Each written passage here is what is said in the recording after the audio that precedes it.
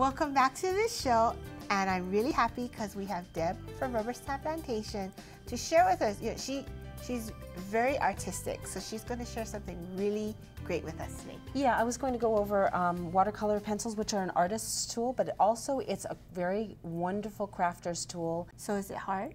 It's so easy. Really? Yes, it is. Show us. Okay, there's a couple different tools that you would like. One of them is a watercolor set, and you folks carry a number of different sets. Is this not gorgeous? There's 2 layers of colors on here. And you can use this like a regular colored pencil, and I'll show you how you can use it as a watercolor pencil as well. These are Aquaflow pens, and what you do is you actually unscrew the top, squeeze the barrel, dip it in water, and then pull out the water to fill it up. And what these are is that these are now your brushes, so you don't have to bring a set of brushes. They actually come with a cap. I've already lost my caps because I'm very irresponsible. And so these are just the best. They're perfect. They come in 3 different sizes. Love them. So one of the things that you also need is a nice permanent black ink pad. Okay, because you're going to be using watercolors. And what we're going to actually make is this card right here, which is the butterflies. Oh, that's pretty. And what I like to do is I'm going to take a piece of scrap paper.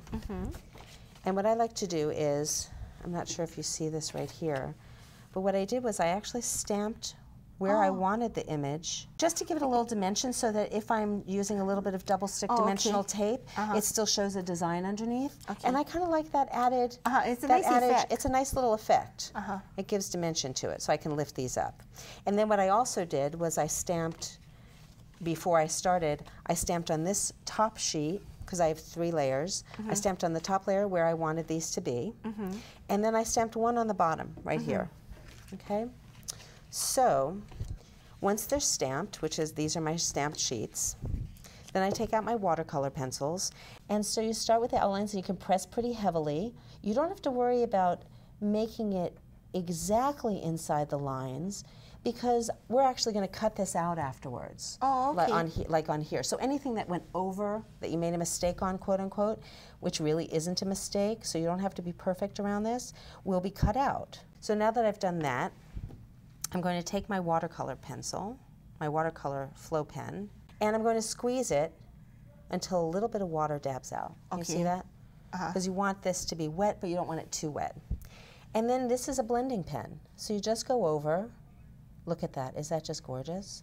And if you feel like you have too much water or too much paint on it, just dab it off, because these really are paint pens.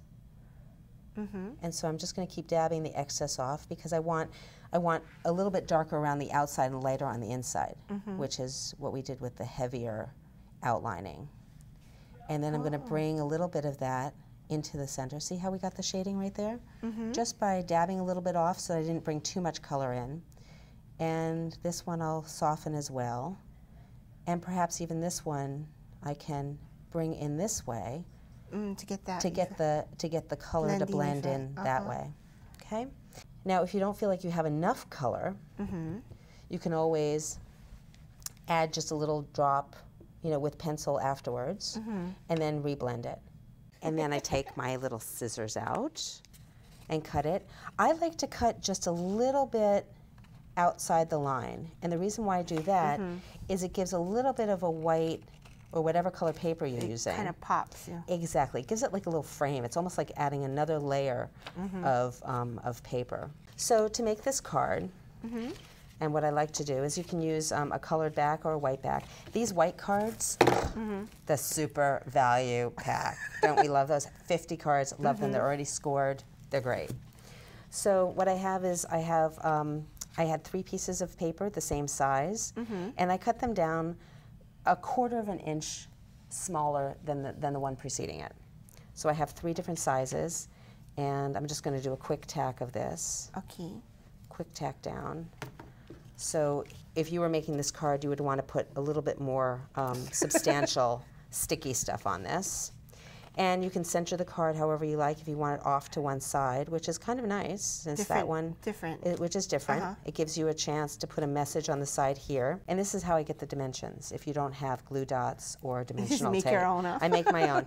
And what I did, I'm not sure if if you saw that well, but there we go. And there we have a little dimensional card. That is so great. Fabulous. And that's your card. That's perfect. That is perfect. Great. Well, thank you. Are you going to come back for our next show and show us some more? I'd love to, actually. Okay, good. Thanks for having me. Thank you, Deb. Well, we're going to take a short break, and we'll be right back.